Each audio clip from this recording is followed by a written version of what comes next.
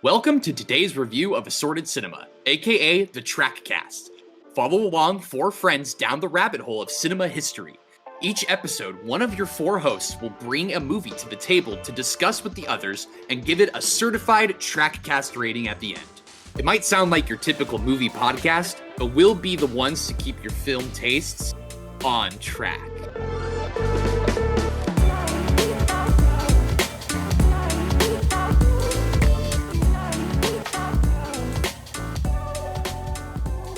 My name is Trevor. Oh, hello, I'm Ryan. I think there's another acronym name here. Today's review of Assorted Cinema. Oh, okay. My name is Adam. My name is Adam. Hello. And my name's Christian. Hello. Each one of us is going to present a movie to our group, and we're going to discuss whatever we thought was interesting, have some sort of way that we could get each other to watch movies that we like, and also talk about them. Today's review of Assorted Cinema, that's TRAC, Trevor, Ryan, Adif, and Christian. Isn't that genius? I just want to say that was it works on multiple levels. Adif, can you let us know how we got that name? It's just my fiance just blurting it out. It's like, oh my god, we should do the track cast. Yeah. We were trying to find an acronym for TRAC, and then she her big fucking brain just like dumped that on us. We had to take it.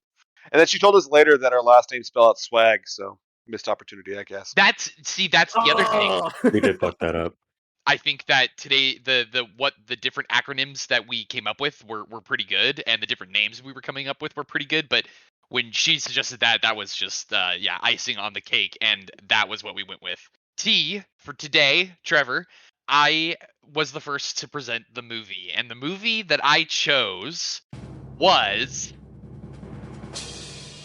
the Da Vinci Code. Yeah, Christian, take it away. A Catholic caper of ciphers, car chases, and creepy crypts?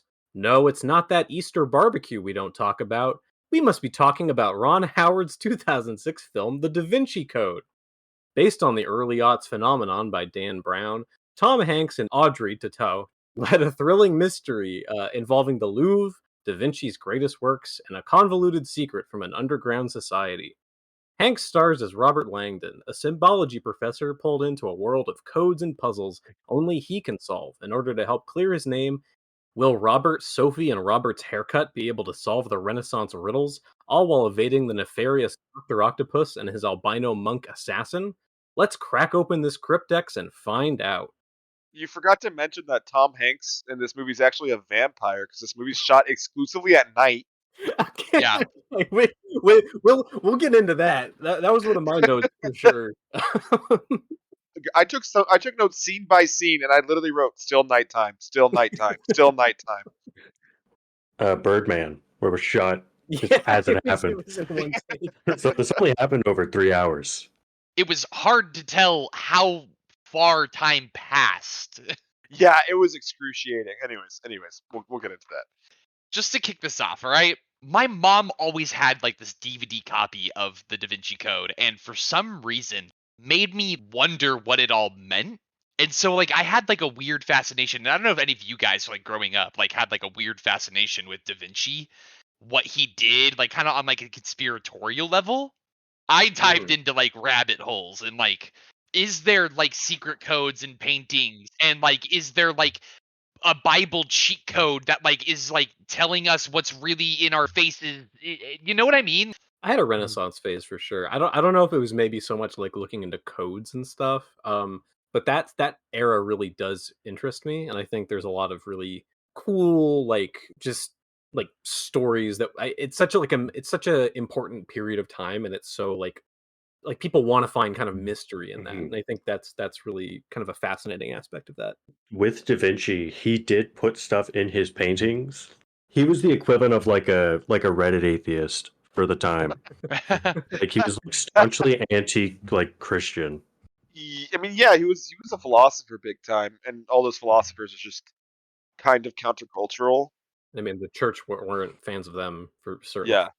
To go off Trevor's point, I think because the period was so full of innovation, both in engineering and art and in culture, it often makes people question and like wonder about what did they know? What did they have? Yeah, like like the authenticity of it. Yeah, exactly. That made that breadth of knowledge expand so much, and it kind of leads you down to these mysteries and these fascinations with the time period. 100%. I mean, that's what makes Da Vinci Code and its subject matter, in my opinion, so interesting, and probably what led to its stranglehold over culture at the time. Right, right. Yes. So that's definitely something I wanted to bring up, and I think that like now is fine. Like 100%. Why was this like so big? And it was huge. Like I have like some like maybe like, oh yeah, like maybe that could be an answer. It's some out there, answer for that, but like I don't know if it's true or not. Like the book, like all time selling things of all time. Yeah, I remember it being huge then. It's like it's widely hated. Did you know that? I don't know if it's widely hated, but It's very contested. it's very contested. A lot of people really shit on the author. Maybe we need to get this out of the way first. I was floored when I saw Ron Howard directed this. I was like, what? What? I finished the movie. I think I was a little more positive on it when it first ended because it was really new to me. Like I didn't really know anything about it. I just knew I knew about like the opening scene kind of. Like I knew that setup, but I didn't know anything about it. And so it was kind of like, oh, there's this kind of mystery and I'm going along with it and it ended and all that. But the more I thought about it after I watched it, the more like upset I got. Yeah. And I was just like, God, this was just such a slog to get through. And it just felt like it's so convoluted and I don't know what the point of anything was ultimately. Yeah, my girlfriend fell asleep on our watch, which Yeah. like isn't uncommon for her, but Not a good sign. well, like it's definitely the tell of like maybe the movie didn't have quite A little too long. What was your initial thoughts coming out of it, Ryan? I saw this movie around when it came out. My mom watched it and read the book. So this movie has really bad art history and the book too. The acting's all right. Tom Hanks is cool, I guess. His hair, like you mentioned, his haircut, sick as hell. It's just too long. It's just too long. It doesn't need to be that long. Adif? The movie's really frustrating to me. I came out really frustrated. No, I knew nothing about this coming in. I didn't read the book. I didn't. Same. I did not know anything about this going in. I knew it was a cultural phenomenon, and it gave me the same impression that Inception did when Inception was described to me, where it was like, oh, this is a profound movie. It's really smart. The twists and turns are crazy. And I came out of it thinking this is the most predictable movie of all time, and it's a movie. It's a smart movie for stupid people. Yeah. Yeah. It's profound to, I would imagine, a lot of people who know very, very, very, very, very little about the subject matter. Which, I mean, I'm not trying to sound pompous or anything, and you literally any rudimentary anything can make you see the holes in this. But it was very frustrating to see how the ending played out and how everything in the movie was kind of for nothing. So getting into this movie, I was like, okay, is this going to be a Bond thing? Is this going to be a Bourne thing? Is this going to be Mission Impossible? Is there stakes? Is there a cat and mouse? Which there's a cat and mouse, and it's fine. No one on that is like the cat in this movie. I say cat in quotations is really interesting in my opinion. It's really, really upsetting because you got people. Yeah, but maybe we can like talk about like the opening scene. Yeah, okay. So the scene opens. We're introduced to Tom Hanks, the symbologist. He is a guy who studies symbols across cultures. What was an example that he did?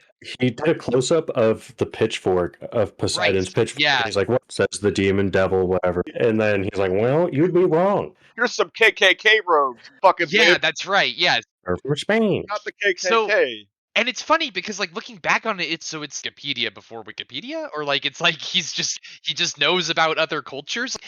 Number one, we kind of already talked about this, but it's not a real job. Then all of a sudden, there's a murder, with this guy that he's supposed to have coffee with. Yeah, he's the curator of the Louvre. Tom Hanks is supposed to go have coffee with him later. So that guy dies. Paul Bettany kills him. That's how And they don't it like starts. each other. Like it's known that they bumped heads, basically. That is true. But like As peers. And then all of a sudden, you're introduced to these cops, and the cops are like, Tom Hanks, symbologist, we need you to solve this murder. We need you to And come with then, us. so then they go to the Louvre. Tom Hanks talks his talk about secrets and codes, and Which, by the you way, know, the main antagonist cop character played by Jean Reno. I like Jean Reno in this movie a lot. I think he Mhm. does quite good with the role playing. He's definitely one of the brighter spots of acting in this movie. I agree. Because I like that they set him up initially that he's just like the biggest asshole. Like because we learn early on that Robert has claustrophobia. He has claustrophobia. They're getting in like an elevator in the Louvre, and he's can we take the stairs? Jean Reno just like stares at him and just gets in the elevator like no. So it's a good way to show that he's an asshole really early on. I don't like the way that scene was done not because Jean Reno. I also agree. I think he was a highlight of the movie.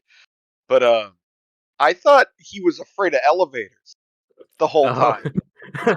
I thought that initially, and like something I want to talk about is like the claustrophobia is a very weird subplot. Like, What's the point? yeah, what is the point of having a claustrophobia? What are you gonna do? Not have them go forward? Like, presented us with a murder and this cat and mouse chase, and it get in the car. Oh, it's a tight space. It's like, well, what are you gonna do? Not get in the car? Like, they play this movie so realistically, That's a good point. I hadn't thought about that. Now that I'm like, yeah, there really wasn't anything. He doesn't grow from it. I mean, it's like a crux of character development for that one scene in the armored truck, which we'll get in later. But like, Yeah. other than that, Yeah. like, okay. It's more just like a character trait. That feels like a very like book thing. Like maybe there's Yeah. more in the book. I don't Mhm. I don't know. I've never read it, but anyway. He also didn't get into anything that small. He didn't have to get into like a barrel or like, crawl into a cannon or something. Like he was in a big armored truck and an average sized elevator. I guess not that crazy. So Tom Hanks, we're introduced as the symbologist. He's on the case now. He's introduced to this thing, this whole cabal of cardinals and Alfred Molina. We get introduced to Alfred Molina. He's set up as this villain that's like Yeah. calling the shots of Paul Bettany's character. He's a cardinal in it's like the Opus Dei. Yeah, that's like a real sect. Oh my god, that's a real sect of Christianity? Wow. Okay. Listen, their depiction in the movie and in the novel is not what's reflective of what Opus Dei is. No, I'm sure. I'm just aghast at how negatively they depict them. So, but at this point, we're introduced to all this stuff, and I'm like, okay, the movie has now been basically set up at this point. Is Tom Hanks like a CBS network cop, and there's gonna be shootout? Like, I don't see this coming. We're then introduced like right off the bat to Sophie Nouveau. She gets introduced, and she's quite important. She's now like the head mouse in this cat and mouse now, and she's like, hey, Tom Hanks, you got to come with me. This guy that he's saying you're on the case, he's not leading you down the right path. You got to come with me. Which we should clarify. They find the curator of the Louvre is found in like the pose of like the Vitruvian Man. Oh yes, because he was dying and he like set up all this stuff with his blood and everything. And he wrote a message in his blood. It's like there's like a Fibonacci sequence. There's a message that says find Robert Langdon or something like that. Sophie is like, no, they're just trying to entrap you. Like they're here to basically like arrest you for the murder, essentially. like right off the bat with this whole thing, like as like Robert Langdon is now following Sophie out of the Louvre and out of police's sort of grasp, which is really the Opus Dei. So there's a lot of players in this game. As they're leaving, I'm now having the thought of like, wow, he doesn't seem very helpful or reliable in any sense of the word, other than looking at old stuff and knowing things about them. Sophie says that she's like, oh, well, the PS actually stands for Princess Sophie, which was my nickname because the curator was like her grandfather or whatever, or raised her. And Yes. that's like, oh, it actually stands for Princess Sophie. It's Yes. a message to me to find you because you'll be able to help me uncover the clue to something. And he's like, I don't know what is happening, but I guess we'll follow this little breadcrumb trail he's left for us. I like to picture the image because in the opening scene we see him get shot by Paul Bettany, and Paul Bettany for whatever reason doesn't Yes. make sure he's dead. And I love the image of this dying old man wandering through the halls of the Louvre, wiping his blood on like priceless paintings. When he was going through, I was like, oh wait, so he got all the way over there. He got all the way over there, and then he posed into the Vitruvian Man, all while He carved a star on his chest. He had so much time. So in the book it says 20 minutes. The movie doesn't convey that well. cell phones, That's still by crazy. the way, are around, so that's a thing. Yeah. He's being tracked too. I think I need to bring up that the Rose line, because the Rose line that they introduced in the movie is 100% completely not real. It is not have anything has to do with the meridian. It does have to do with the meridian in real life, but it doesn't have anything to do with symbols or Christianity. It literally is like geographical, and it's also not even. Well, it sounds a correct like that meridian you haven't anymore. taken a lot of symbology courses with Professor Langdon, so I need to be hooking up with Professor Langdon on that. Yeah, you really should. I made a note here that said like what got people into seats for this movie, because like it did very well in 2006. It is the it second made a lot of highest money. grossing movie. It is next to Pirates of the Caribbean, Dead Man's Chest, or whichever one came out in The second one, I 2006, think. and above Ice Age 2. And Casino Royale was like 4th or 5th, which I was Ooh. really sad, and I really like. The intro to Casino Royale is more entertaining than this whole movie. I just wanted to reiterate that the book was Yeah. huge, Gigantic. gigantic. People, it's one of the highest selling books of all time. When they said that they were making a movie for this, it got people to go just because they read the book. It was one of the rare occasions where the book was Yeah. way more popular than the movie, but it just drove sales. The actress that is Sophie Nouveau is played by the same woman who Yes. plays Amelie. It's Audrey Tautou. Tautou. I don't know how to say that. Amelie is a fantastic movie. Maybe we'll watch it one day in this podcast. I don't know. But it is a fantastic movie. If you guys haven't seen it, it is so charming. I guess just for context, I wanted to make sure we addressed Paul Bettany because he's a pretty important character introduced in the beginning here. Yes, go for it. Paul Bettany, who I wrote in my notes, is one of the criminally underused actors in this film. I really like his character. We get a very brief flashback, just kind of out of context, to explain who he is, and it's like, oh, okay. And this very scary looking monk for Opus Dei, and he basically acts as an enforcer for this mysterious figure known as the teacher, who is giving him these assignments to kill these various people for reasons currently unknown. The only other kind of important scene with Paul Bettany that we see early on is he's very devoted to his faith, and he like self-flagellates himself.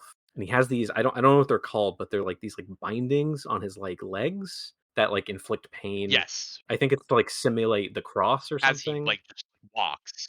There is a sect of monk that does that, like does a Mhm. self-flagellation and like a binding with that like tool to like imitate the pain that Yeah. like Christ feels. Or I am a huge Paul Bettany fan.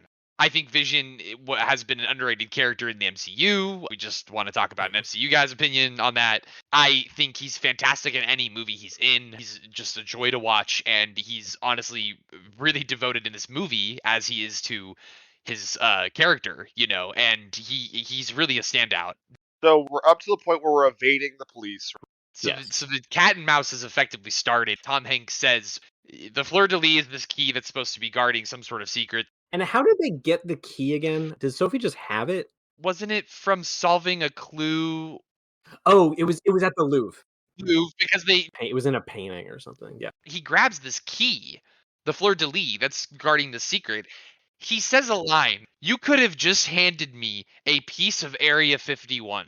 If we're talking about the context, the real world in the Da Vinci Code, like we're not like it's not like, oh, this is not a CBS network thing anymore. You are talking about literal conspiracy answers, rules of the cultures that have never been ever foreseen before, like just crazy stuff.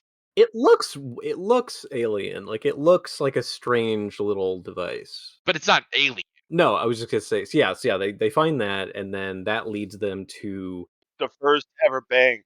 This is where I was like, okay, is the movie all of a sudden going to turn John Wick? that was very John Wick. That's very true. Yes, that was probably my favorite like set piece in the film. Probably. The banker guy. Yeah, I liked that guy. I like that guy a lot. Yeah, me too. Yeah, he kind of betrayed them in the end. But, Yeah. I did want to also mention that at this point, we have established that Sophie Nouveau and the man who has been murdered, it is her grandfather. Right off the bat, we're getting flashbacks to like him giving her codes and Mhm. subliminal messages while they're hanging out while she's really, really young. That's insane. It's also cut with like footage of her running away and him like chasing her. It's context we don't have yet. It's It's just weird. kind of very weirdly spliced in footage. I would also like to note that every single one of the flashback scenes, even stuff going back to ancient Rome, are all just so whitewashed. Like, when I mean whitewashed, I mean like, it's literally like the brightness is all the way up. A lot of times I was like, okay, is this like a character exposition, or are we just like going back in time? They should have taken some of that brightness and put it into the actual movie. Movie takes place at night. They, with this key, then into the safety deposit box, they unlock the box, and what do we find? Now, really quick, before we get into what is in this box, I need to address the most baffling part of this. There's a lot of baffling parts of this movie, but this part, like, what is happening right now? They establish that they go in and they're like, okay, this key will open the box, but there's a numbered code to open the box. This was her grandfather's box, so she doesn't know the code. Asks the manager or whatever of this place, like, what happens if I don't know the code? Like, he goes, if you input it wrong even once, the contents of the box are like destroyed or something, like, or it's like locked forever. Or they're like, well, how are we gonna figure this out? And then they're like, well, he wrote that Fibonacci sequence in code on the floor in his blood. And they're like, well, maybe that's the code. Yeah, which he had time to also do. And that part to me, I wanted more, just spoiler alert, I wanted more puzzles in this movie. That's one of the biggest things. I wanted more puzzles. I think that's the one thing that this movie probably promised us at the end of the day. I realized quickly, we're not getting Bourne. We're not getting Mission Impossible. We're not getting CBS Cop. And this part, surely he wouldn't just write the numbers in his blood. Like, all of this planning he did, he must have arranged the numbers in a way that only Robert would be able to uncover, right? And then they're like, well, why don't we just try the numbers he wrote out? And I'm like, wait, this is one chance. What are you doing? And then it worked. I was so much more stressed than both on-screen characters. You'd figure out the password. They're like, just punch the numbers. Well, he's like, this can't be a Fibonacci sequence. What if someone figured out the key and just had his password? That's the one thing he didn't make a cryptic, convoluted way to solve. Yeah, they open the box. We get the freaking cryptex. And if you don't know what the cryptex is, go to a magazine store. I don't know. Find the Master Collector's. The replica catalog.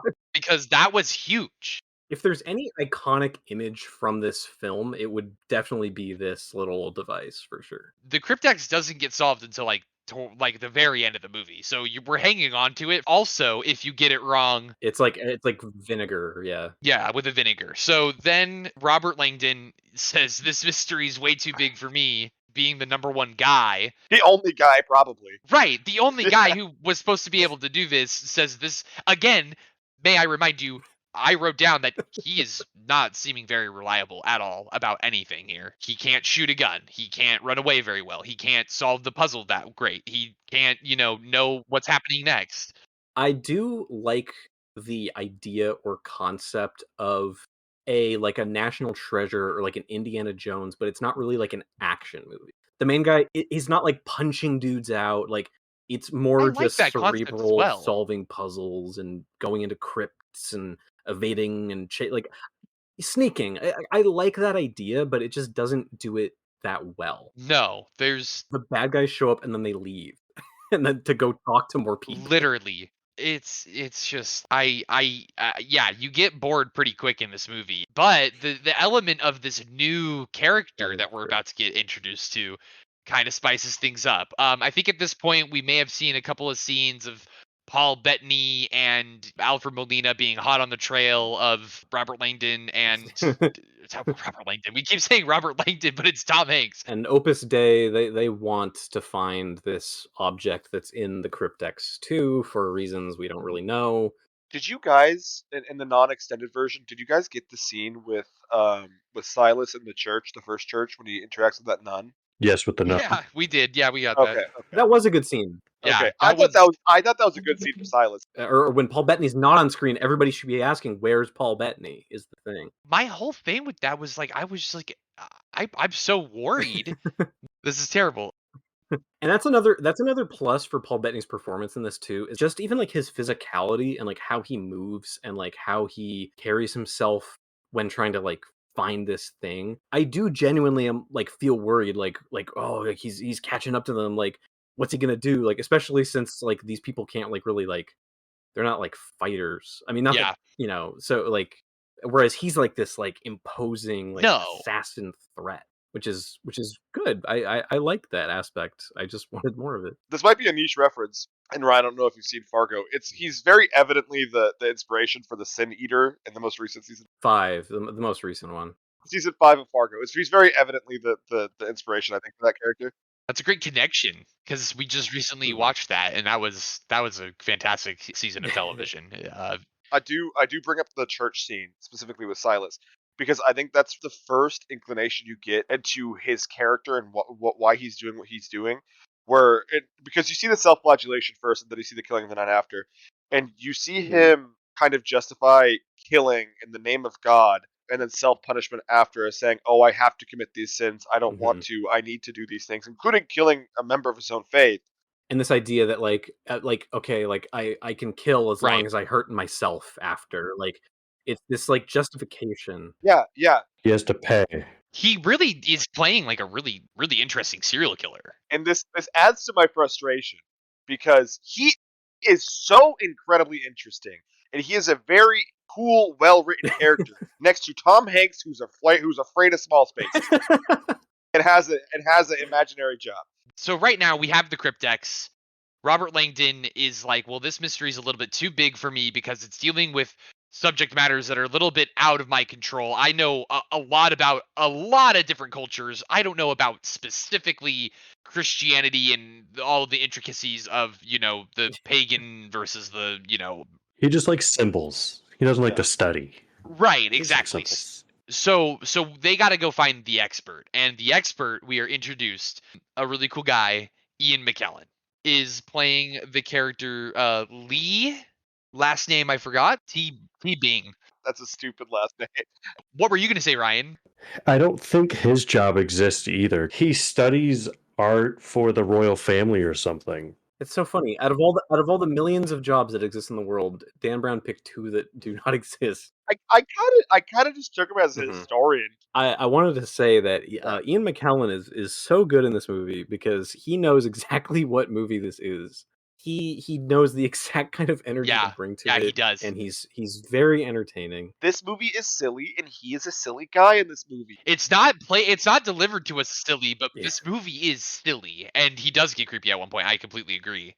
I was like, okay, we're gonna dive into some more, history and stuff right here, and he now brings us to a scene which starts bringing a lot of interesting ideas into play, and really, this mystery, again, I want to remind our listeners out there, this mystery has weight of cataclysmic proportions. Like, nuclear codes could be, like, leaked out and could go off if this stuff gets out. We're talking about huge cover-ups that go back to, like, the foundings of Christianity.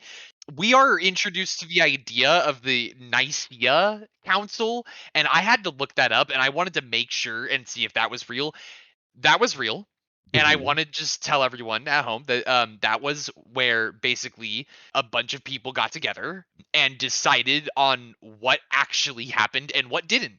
So stuff like the Moses and all that stuff that actually happened. but all the other weird pagan stuff with God, that didn't happen. It's like that's a real thing that did happen. Now they're saying that this cover up, this was like an established cover up that went even further back and has ties to the Holy Grail. It takes a little bit of truth and just runs with it. Ian McKellen shows us the Last Supper. He also says that it's a fresco. It's not. It's not a fresco. I don't know why they say that. That's why it's in shit condition. Frescoes last forever. The whole Last Supper scene is nuts. I do love the idea that the church was supposed to be carried out by a woman. Like that was like the entire idea. So just for some context, the idea that is presented to the watchers of the film is that Christianity as we know it is a big cover up, and the idea was that Jesus and Mary Magdalene actually hooked up, and we're supposed to have the perspective that when it comes to Christianity, everything happened. Like it wasn't thing or didn't, it did happen. Everything happened. And Mary Magdalene is involved. And we are introduced to the idea that Jesus has a bloodline. It's a pretty big idea that the film introduces. My mind-melting, cataclysmic downfall of humanity. So I think Ian McKellen brings up the probably the most pivotal conflict of the entire movie, and why it is so important that they find this artifact, or the Holy Grail, as they speak, is because proving that Mary Magdalene was the spouse of Jesus and that she is the Holy Grail would indicate that Jesus is mortal. He is not divine, right? And doing that would uproot society in general. And then he drops probably the most fire line in this entire movie. He says, if there was one true God, there wouldn't be killing in his name. And then boom, mic drop. I thought that was cool. I like that line. I agree. That was a good line. The idea when they get into like this whole idea, it's really presented in this like really strong feminine text, like feminist text, like very like they thought that church should be ruled by women. Like it's always been like women that should be the ones that like should nurture, people. Like, they're the ones that run the villages. They're the ones that, very interesting. And like the witch trials were used to like eliminate all this, these pro, female leaders and all this stuff. I was surprised by how much of like a like pro feminist message it was giving across, which I thought was really cool. I don't know if it was like intended or if it was like just a side effect. I know that Ron Howard himself is very big on advocacy and things like that. It is a very interesting dynamic, and this is one of those times where I wish we did have someone who identified as a woman in our conversation. Very true. Going from that, I do think that there is really strong themes, pro-feminism themes, which personally I appreciated. I will say, when I called that out while we were watching, Alex agreed. She was like, wow, yeah. They call Mary Magdalene the divine femininity. Like, she is the Holy Grail. That's the conclusion that's made. There is a plot hole in this. Oh. That at least I noticed. So do tell. There are scenes throughout that seem to imply that there is kin of Jesus and Mary Magdalene. First of all, regarding that, I clocked that literally immediately. I wrote down a note and I said, please don't tell me.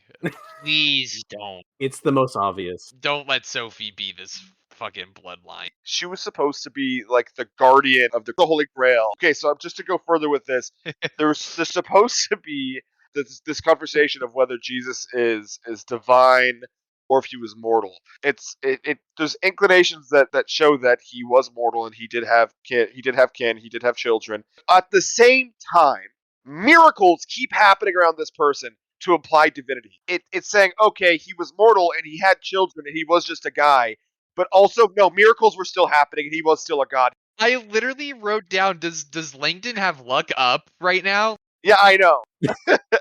I thought that was kind of counter to what it was trying to say the entire time.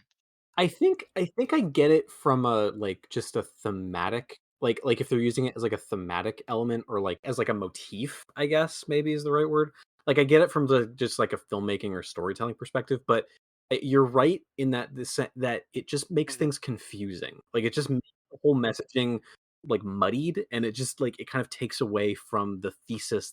100%. I also thought it was terribly sad that Sophie Nouveau's life was just all in service for her grandfather's death, because it was literally for her to just be at this moment in time. we'll get into the overall plan at the end because I got some words about that. Yeah. Oh my god. It was also at this point that I realized because they were talking about how her grandfather, the Louvre curator, reached out to both of them beforehand as like a last call for help before his murder. If he knew he did next to nothing before his death, like what Yeah, like what safeguards did he put in place to try to? He was just like, oh, I know it's coming. he called this his daughter a couple times, and then he also called some dude he made fun of a long time ago. This goes into the end of the movie, but I'm like, why did he do next to nothing or communicate anything to his daughter? That she had to go on embark on some grand journey, and that he was going to die soon. 100%. But then where would we go to places to talk about things? This goes into Silas's first. This is his first interaction with the main cast, right? They're at Ian McKellen's mansion. Let's get out of the mansion. We gotta get out of the mansion. We're done with the mansion. So because the cops are after them, and then Silas is after them. Silas gets dispatched pretty easily because Ian McKellen notices he has those like bindings on his legs, and he like hits him there. He's built up as this crazy force, and then was just taken down so quick. I was like, okay. And then they all escape in Ian McKellen's Jeep Wrangler. To his plane, which will take them to London to this church that they know now that they got to go to a church for a new clue. Because there's like a poem or something where it's like, this is how we unlock it. And they're like, oh, we need to go to where a knight was interred by a pope or something. So they go to this church that's their goal. Silas is dispatched. And so they go there. And then this is where the film gets quite confusing. Really messy. Like it wasn't really messy before. Like the Mary Magdalene stuff, you're like, whoa, this is crazy. But now at this point, like all the threads are kind of tying together. It's not done very well at all. It's boring and not very fun. all the people affiliated with the Opus Dei are constantly calling each other and talking about the teacher, who this teacher is. Remember that, and this teacher is built up as like a crazy, like powerful character. They get to the church. Sophie says, why do they make churches look scary? And I completely agree. Churches are pretty gothic and quite scary. They're in this big, like, open, I guess it's just the church, whatever. It's where all these knights are, like, laid to rest. They are looking, and then I think Silas, like, who was tied up, escapes. He holds one of them at gunpoint. I don't remember who. Sophie. And he's like, give me the thing, and they're like, no. Yeah, so Ian McKellen's butler comes in. We should probably mention the butler. Lee, played by Ian McKellen, is a cripple in this movie, a paraplegic. He uses walking sticks on his arms to get around, and he's eccentric and is rich and has a butler who helps him get around. He now is in this standoff with Silas and Sophie, while Silas is keeping Sophie hostage inside of the church thing. Yes, Remy the butler. He's like, it's me, Silas. I'm the teacher. And then you're like, oh shit, whatever. And then Silas is like, oh, I'm with you, teacher. And then Remy's like, I'm taking the old man with me, Ian McKellen. I'm taking him with me. Did they take the cryptex at this point? I think. Yeah, they do. Yes, they do. He reveals himself to be the teacher, and oh gosh, he might be the teacher. He is the teacher at this point, and a dove gets in the way all of a sudden, and causes then Sophie to be able to escape from Silas's clutches, and they all escape. Yeah, a little on the nose. Yeah. One of those divine intervention doves. The very next scene after they leave the church is when Remy is talking to a certain character. Off screen. Remy and Silas are in the car. Remy's like, yeah, you did good. I'm the teacher. You did great. You served me well. I'm going to drop you off. At this house, this safe house. So then they drive away, and then we see the scene where Remy is talking to someone off screen. It's like a POV scene. It's like literally from somebody's POV. Which I called this before it even happened, but I was like, well, who else could it be? Remy has maybe 3 lines of this whole movie, and who else is he gonna talk to? I was so sad that Lee ended up being the villain of the whole thing and being the teacher. then the police shootout happens right here, right? And then I'm just gonna say it, Alfred Molina dies. We're hyped up to think Alfred Molina is the villain. He now is not. Backtracking just a little bit, when Ian McKellen is revealed as the actual teacher, and then he poisons Remy as like a loose end. Like he just kills him and just Yes. ties, whatever. Remy's dead. Just really quick. I think I read a thing that said originally Ricky Gervais was gonna be intended to be Remy. And I just think that's a very funny thing to think about, Ricky Gervais in this role. Ian McKellen is like, I got loose ends with Silas and Alfred Molina, who was supposed to be the villain, but ended up not being, which is so sad. And he essentially puts them at that safe house basically to like frame them to kind of clear his name of anything. It tells the police that they're there, and then the police go. Silas and Alfred Molina die. Well, no, Alfred Molina doesn't die. Silas dies. No, Alfred Molina gets shot by Silas. Friendly fire. It's really messy. Ryan, what did you think about Silas's last words? What the fuck? I don't remember his last words. Where he said, "I'm a ghost." Oh, because he's albino. He does. Did you guys pick up that he's supposed to be albino? That's in the book. Like they won't stop talking about it in the book or something. They got that said sense, he's yeah. albino in a description at one point. Good thing the movie was at night, or that dude would be sunburned. Yeah, that's probably why. This is where the movie just got so messy. Just so messy. It's so silly. I wanted the villain to be Alfred Molina, and he wasn't, and that's just so sad. I just can't get over it. So then it's like, now I know where to go. Robert Langdon is like, oh, well, we got to go to this church instead, because the poem is actually about Isaac Newton. You're like, okay. As we're heading into kind of the final area here, Ian McKellen's the villain. Alfred Molina is decommissioned. Paul Bettany is decommissioned, and so is the butler. Just as soon as you remembered him, he has left. Gone too soon. This is what I don't understand about his plan. I was never really under the impression of what Sophie and Robert's plan was. Like, I guess they just wanted answers and to like, but like, I thought they were all on the same page. Was my biggest question. The only reason I think the movie gives us is that I think the Alfred Molina and Paul Bettany, Silas, and whatever Alfred Molina's character's name was, were kind of doing some like shady stuff, keeping everything going, and Ian McKellen as the teacher wanted to kind of. But it was Ian McKellen that orchestrated all that, because because Alfred Molina and Paul Bettany were like, we were both contacted by the teacher, and he told us all this, like all these secrets or whatever. So like, Alan is the one orchestrating all this to like pin them, but then also get the information to then reveal to the world that Jesus was mortal, or proof, irrefutable proof. And that's when I was like, okay, aside from Ian McKellen being a crazy person because he's like killing people for no reason, like, aren't we all on this? I thought we were all in the same. Isn't this what we wanted? Like, it's like, I don't understand his plan. He had to take down the Opus Dei sect to be able to let the secrets come out in the first place, I think, is the only explanation I can get, because like, well, why is he in charge of the people that want to squash it if he wants to find it and expose it? It really doesn't make sense. Well, because I guess two birds with one stone, like take them out and then also use their resources to find answers. But like, I don't know how. Well, no, because he was hiring Paul Bettany in order to find the thing, and then he was probably just gonna kill him and then take the thing and then figure it out himself. He didn't count on Robert and Sophie being involved in all this. But then there was this whole like narrative about like a Thor's hammer-esque worthiness to it. So my favorite, like, just weird pacing in this movie is when, like, Ian McKellen is revealed as the villain, and then we go to this new church, just Robert and Sophie, and then just from out of the shadows of the corner, like a little goblin, Ian McKellen shows up again. He's like, "Hello again, I'm the villain."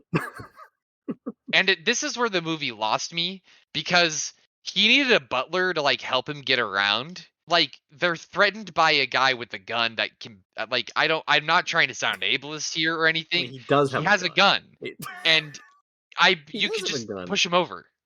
Yeah, Yeah, he has a gun has a though. gun. He has a gun. These are So not only are they friends, but he's holding them by gunpoint, and he's like, "Oh, I need you to come with me to find, unveil the secrets to the world and figure out the cryptex." why would he What was expose that? his whole plan at that point? Because they were gonna go find the Grail anyways. Because we know. Okay. Because the movie is exposition, Adif.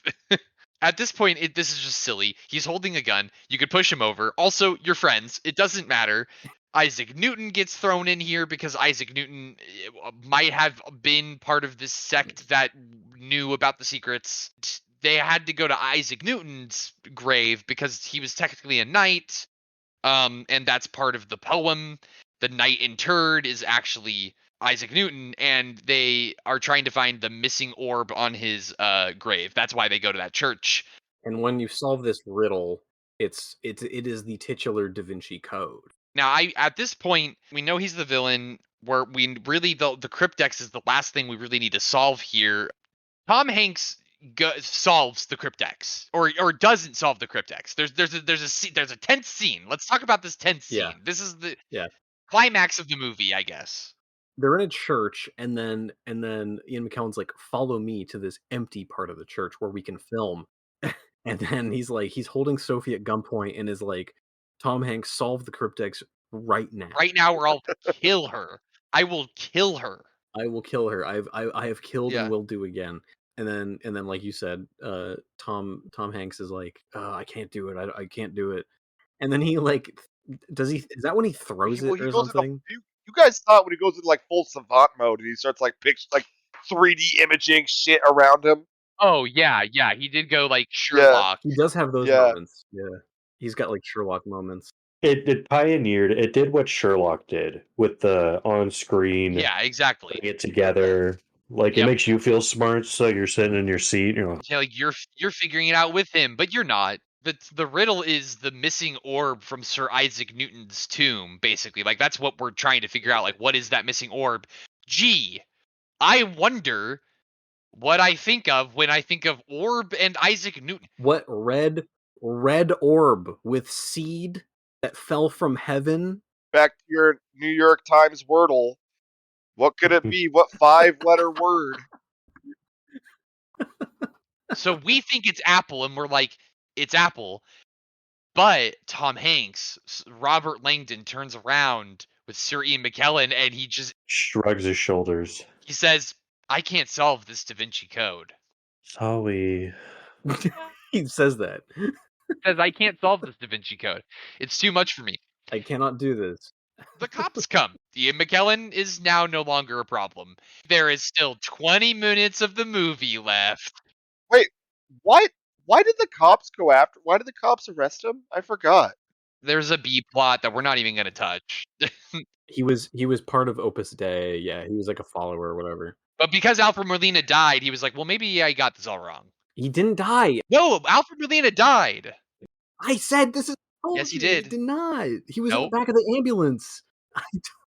You're right. Sorry. So I'm getting it mixed up. It's also good to know that this entire time the cop was technically moral because he was running off, truly believing that our main guy Tom Hanks confessed to the bishop. So he was a prime suspect in terms of the cop's eyes. Well, he was being a crooked cop, though. He covered up a crime scene. That is true. There also was a big message at the crime scene that said, "Find Robert Langdon." That he just took his handy dandy handkerchief and just wiped that shit off. I mean, regardless, the cop then comes and arrests Lee, and then there's still 20 minutes of the movie left. Because then Lee figures out that Robert figured it out and tricked him, and he got. And then they go to yet another church. At this point, I was checked out. This is where we get the biggest revelation. The big whoa.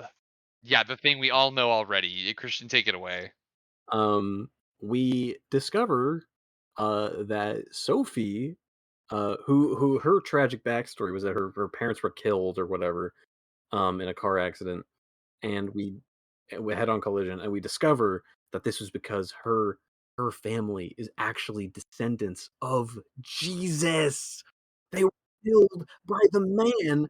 And Saunier was not her grandfather. It was actually just a cop that took her in, or he was the grand master of this order to like protect her. Of the prior scion. Prior scion. The prior of Scion, yeah. And then she's like, "Oh, I'm actually royalty, royal blood. I am Princess Sophie. descendant of Jesus." And then all these people come out and they're like, "We are all protectors of you. Like, we serve your family." And then this old lady's like, she's like, "I'm your grandmother." It's baffling. Christian summarized in maybe 1 minute what maybe happens for 30 to 20 minutes. It's a huge chunk of the movie. And this is the horrible. This is what made me fume about this movie. Like when I keep thinking about it, they constantly talk about the fact that the heir, because they hold this secret. Like they know that Mary Magdalene and Jesus were together, and they had this big bloodline, and like they know that they have all this information that they could prove, right?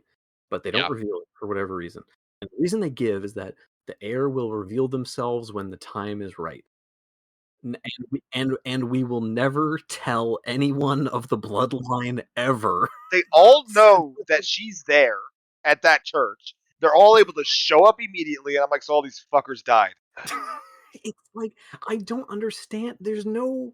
What was to be gained? What was learned? What is the point of all of this, is my question. The church that they go to, they were trying to find the final resting place of Mary Magdalene, and she wasn't there. The very final part of the movie is Sophie is like, I will find my calling. I will decide if I will reveal or not. And we never get any resolution on that. And the final scene is where Robert Langdon is in his hotel and he's shaving, and he cuts himself shaving, which, by the way, next scene miraculously is healed.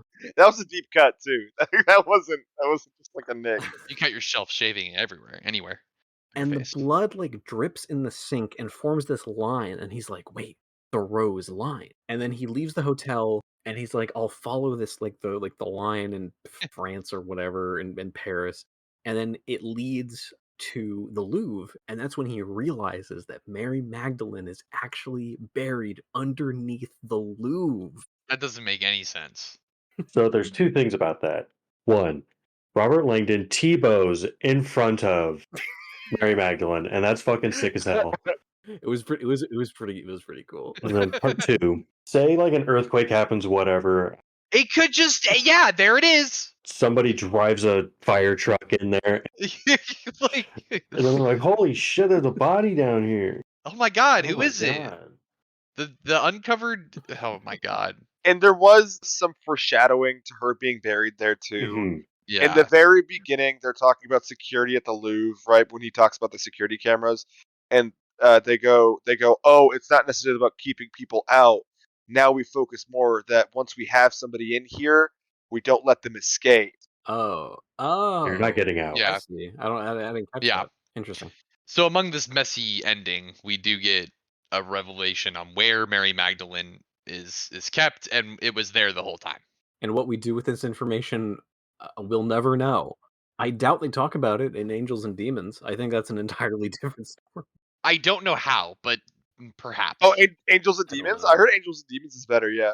I heard the book is better than Oh, the oh, Vinci see- Code. Yeah. The Da See, Vinci for Code. me, it didn't feel like the movie was bad because the direction or the actors were bad. I mean, I think Tom Hanks was not very good in this movie. But Yeah, very He was phoning it strange in. choice for It him. was- I genuinely felt like the source material is what was at fault. So- Probably. yeah, it just doesn't feel like the story is that, like, there's not a lot of thought put into like what the plan is and what's going on. When it comes to it, it's not interesting or complex or thoughtful. It could be this really cool, pulpy conspiracy noir thriller. It doesn't lean into that. It doesn't lean into it enough. It's really Also, do disappointing. you guys catch this whole movie is like based on something that wouldn't work with the whole like proving that she's Jesus' descendant? They wanted to find Mary Magdalene's bones, right? You could track her down via mitochondrial DNA supposedly, but Mhm. that would just prove that she's Mary Magdalene's daughter, who was a known prostitute. Everybody denies. Everybody knows that Mary Magdalene was theoretically pregnant. They don't know who the dad was. Yeah, you don't have Jesus' body. Did they not imply that there was like documents that they had that proved that Jesus and Mary were married, like or together or whatever? Like, did they not imply that, or was it just the DNA? They were. I think it was partners. I think that was the language they used, and that they're like, oh, partners or Yeah, whatever meant spouses in that time. Companion meant spouse in that time. That was well-known information and stuff that the general public, in terms of Christianity for that movie, refuted. Yeah. Proving that she was Mary Magdalene's daughter in the grand scope of this would do nothing besides show that she was Mary Magdalene's daughter. Interesting. So the whole time when that was revealed, I was like, oh, okay. I mean, maybe that's what happens. Maybe she reveals it and then no one believes it, and then there was no point to any of this.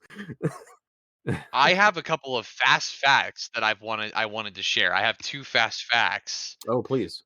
that I wanted to bring up here. This movie premiered at Cannes in 2006 to not very good reception, and a lot of people mocked Tom Hanks's hair, and I believe that people blew raspberries at him, like it was that bad.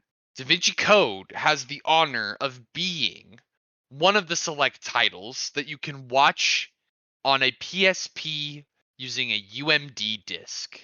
I remember the case. Beautiful. I just want everyone to know that, so that we have to honor it in some sort of way in that sense. It's part of a select club there with Family Guy, the best moments from season 1 through 5.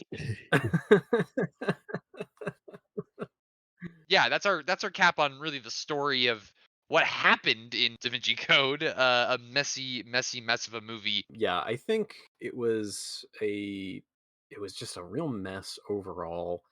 I like certain aspects, that are there. I just don't think they're done very well, or they don't really know what to do with them. There's certain aspects of the movie that make parts of it quite enjoyable, specifically the acting, like Paul Bettany, Ian McKellen, Alfred Molina. Everyone else is just kind of, I think, phoning it in, or it's not really a good representation of their work. If we had to go on kind of a traditional star rating scale, I'd probably give it like a 2, and I feel like I'm being generous with that, but I'll give it like a 2. Yeah, I thought the movie was messy. I thought the interesting wasn't interesting enough. While I do think that the direction and acting performances do stand out, overall, it was just a messy mess of a movie that just was a slog to get through and quite boring. I'm gonna rate it with a thumbs down, like a 2 thumbs down or one, one of those. Oh, there we go. Yeah, I'm thinking of like the box art on the DVD when you like had it Yeah. on the in the bargain bin in Walmart. I think this movie does things really well in certain aspects, such as the doctoral speak between Tom Hanks and Ian McKellen when they're debating about the religious foundations. I was invested. I was like, okay, this is cool. I am locked in. It is interesting. There's some really, really cool stuff, but it's just shrouded in repetitiveness, boring bullshit. The puzzles aren't ever really solved. It's most of the time just Tom Hanks staring into space. Performances are kind of whack. This movie it's not a fun movie to watch, but what it is a very fun movie to talk about. I'll compare it to something mundane. It's like eating drywall. You don't like doing it, but I guess you could talk to your friends about it. I see the Da Vinci Code as the basic summer blockbuster. It has like big names tied to it or like recognizable actors. The setting's really nice. It takes place in a museum and it goes all the way around Europe. The acting kind of stinks, except for Silas, Ian McKellen. I guess that's it. That's pretty much it. Bad art history. It's always at It's a night. shame. And then at the very, very, very, very, very end, he does Tebow in front of Mary Magdalene, sadly. My gosh, I was really looking forward to this movie, and I was quite let down. I thought that we would have like some really cool like conspiracy, some really cool cat and mouse, and I was let down. Lacking in puzzles. Yeah, and it was just like off the bat, I just was like, well, Tom Hanks isn't going to be nearly interesting as anything in this movie. We didn't even talk about the car crash, which is like pivotal to that one lady's character, but literally doesn't matter. It doesn't matter. She would have died too. That car would have not had supported. Also, it would have been interesting if they insinuated that it was an assassination attempt, but they didn't. I Did thought they they? did. That was the implication. That was the implication to me. I thought it was just a car crash. Because I thought it was too much of a coincidence that Saunier, who is the grand, master of the secret society, is the one that would like happen to be there to take care of her. Kind of like I always thought like they were always watching because they knew that might be attempts on their life or whatever. Like, why isn't Sophie's mom or dad special? Well, because they're dead. They got to live a long enough life to have a child. Did her brother die too? I assume, unless he's alive in the next movie. I will say that this movie is part of like that mid 2000s era where movies just looked good, had good direction, had good say what you will, it kept me interested and used techniques that I got to enjoy. Ron Howard doesn't make a cheap movie, I mean. It is kind of crazy that Jesus got a crumb of coochie.